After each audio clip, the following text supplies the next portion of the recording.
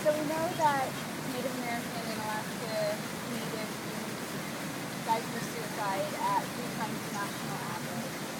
Um, knowing what you learned from your sister's death and what you've learned since then, what do you think that we can do in our communities to help lower the rate of suicide? Answer for that. I really don't know where to start with that because I remember talking to somebody about this once, and a friend recently had shared the story about their brother passing, and the 1 year anniversary since the passing has just come up, and I had a talk with them, shared some things they shared with me, and the only thing that I could really do was do my best to empathize, but at the same time knowing that I don't know their pain, I don't know their family's pain, I don't know what it was like for them to go through this process. I don't know how large of a role this brother had in their life. But nobody wants to lose. Nobody wants that. And I think it just came down to it's probably the worst thing that you could relate to somebody with. You know, having suffered loss that way is not an easy thing for anybody.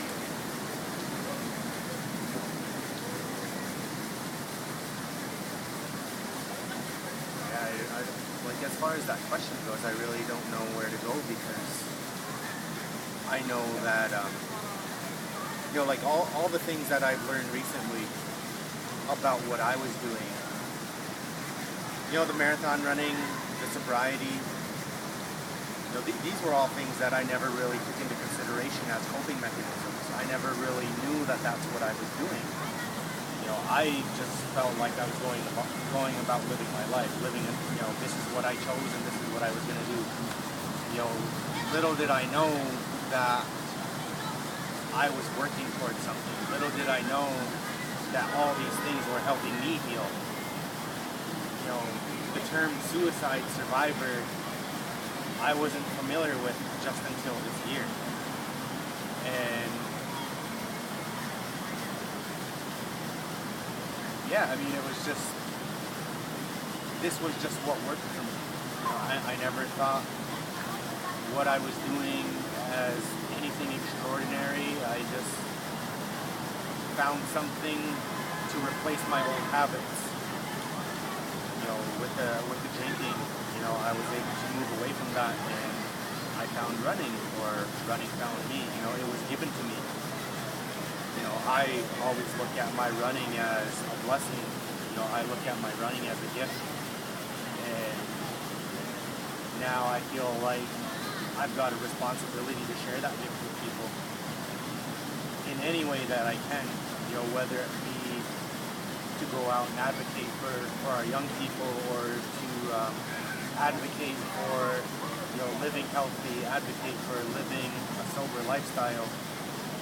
Those are things that I'm finding important now, and it's just been an all-encompassing thing. So recently, you gave a talk to a group of young people at Wittenberg, Wisconsin. And you said to them, there's still hope, our culture is unique in spite of all of this. Can you explain that a little bit? I think as the older I've gotten and the more I've matured, I find myself being drawn back into my identity as a Native and what that means to me. I think it's really interesting to be who we are, living our lives in the 21st century. And there are so many things regarding culture that we're dealing with, whether it be language loss, whether it be, culture loss, all these things. And to grow older and find myself saying, hey, who am I? Who am I walking in both of these worlds now? To be out here, I mean, we're in the middle of Chicago right now, and to be seeing all of this culture around us, this is my culture, and it's not. I'm a 31-year-old man, so I've grown up with, so many things, with iPods and, Google and the internet and all these things, but you've also grown up, doing everything that you could to speak your language. I'm not fluent by any means, but I know a thing or two, and so you take pride in what you have and knowing that there's always room for more. I think what I meant by our culture being alive in us is that you can always go back to it. There are young people who are urban, who are, growing up outside of their tribal communities, and who aren't being raised that way. But there's always that option for them. And I take myself as an example because of who I am and where I'm at within our own tribe. Being on the tribal council, I know that there are things that I should know. And I know that there are things that I've got to learn. And we just get so busy in the hustle and bustle of the modern day world that you sometimes forget. And that doesn't always end up being the priority. But every single one of us has that within us. And it's up to us to choose what we want to do with that. And I would encourage them to do so. What does it mean to you to be native?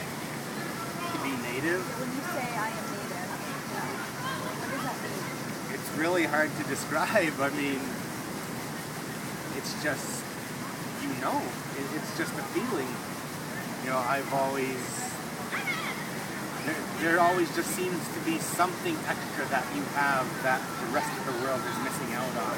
I don't know how to explain it.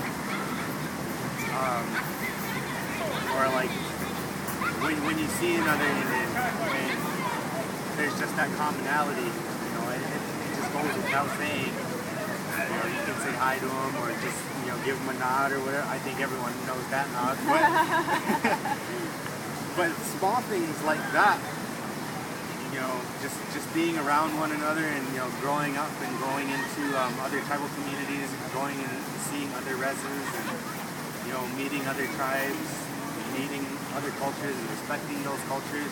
Those are great things. Those are great things that exist, and it'd be awesome if more people would see who we are and what we're about. Because I think that we're a really beautiful people. Not just my tribe, all tribes. It's great. I love being who I am.